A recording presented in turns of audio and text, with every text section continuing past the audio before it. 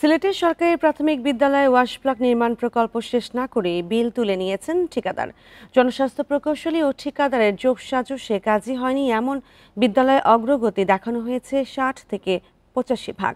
আবার কোথাও কাজ দ্রুত শেষ করার মৌখিক আশ্বাসে হস্তান্তর নথিতে স্বাক্ষর দেওয়া হয়েছে প্রধান শিক্ষকের। বান্ডেল থাকলে প্রতি সেনমানিতে টাকা বাঁচবে। বিকাশ সেনমানি বান্ডেল কিনে জিতুন প্রতি লেনদেনে।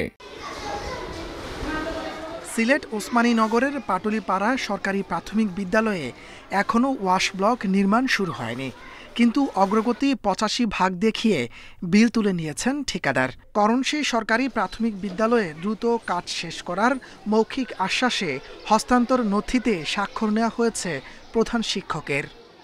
তাদের একটা শাস্তিমূলক ব্যবস্থা করা দরকার, কারণ যদি আমাকে এই ধরনের ইগনোর করে আমার কাজ হয় নাই, যদি ওনারা বলে 85% হয়ে গেছে, তাইলে আমার ধারণা হচ্ছে ওনারা আরও এই ধরনের কাজ করতেছে। আশ্বাস দেয় যে কাজটা আমরা শেষ করে দিব ইতিমধ্যেই, আপনি স্বাক্ষর দিয়ে দেন। আর আমাদের প্রধান শিক্ষক ওনাদের কথা শুনে স্বাক্ষর দিয়ে দেন। স্বাক্ষর দেওয়ার পরে ওনারা আর কাজটা সম্পন্ন করে নাই। প্রাথমিক শিক্ষা উন্নয়ন কর্মসূচি ৪-এর আওতায় সিলেটের ১৩ উপজেলায় চলছে ১০০ কোটি টাকার এই প্রকল্প। ৬১৮টি বিদ্যালয়ের মধ্যে কাজ হয়েছে মাত্র ২৪৭টিতে, আর কোথাও কাজ শুরু হয়নি, অথচ বিল তুলে নিয়েছেন ঠিকাদাররা।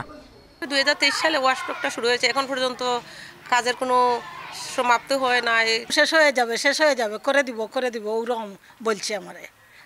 আর কর্তৃপক্ষ কেউ আমার সাথে যোগাযোগ করেনি। যদিও একটি ঠিকাদারি প্রতিষ্ঠান বলছে জুনের বিল পাওয়ার পর চলতি মাস থেকে আবার কাজ শুরু হবে। ফান্ডা আবার ৩-৪ মাস ৬ মাস সময় লাগে।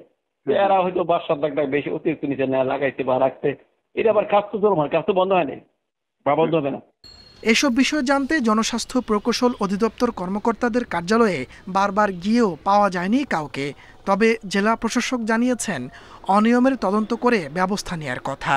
কাজ শেষ না করে বিল তুলে নেওয়া, এটা আমাদের বিভিন্ন মাধ্যমে আমাদের কাছে এসেছে। তদন্ত করার জন্য আমরা একটা প্রক্রিয়া নেব, একটা কমিটি করে দেবো, যারা যেসব অঞ্চলে এই বিষয়ে অভিযোগ এসেছে তদন্ত করে দেখবে এবং সেই অনুযায়ী আমরা কর্তৃপক্ষকে জানাবো। যেসব বিদ্যালয়ে কাজ শেষ হয়েছে সেখানেও আছে নিম্নমানের নির্মাণ সামগ্রী ব্যবহারের অভিযোগ। এসব অনিয়মে জড়িতদের বিরুদ্ধে কার্যকর ব্যবস্থা নেওয়ার দাবি জানিয়েছেন বিশিষ্টজনরা।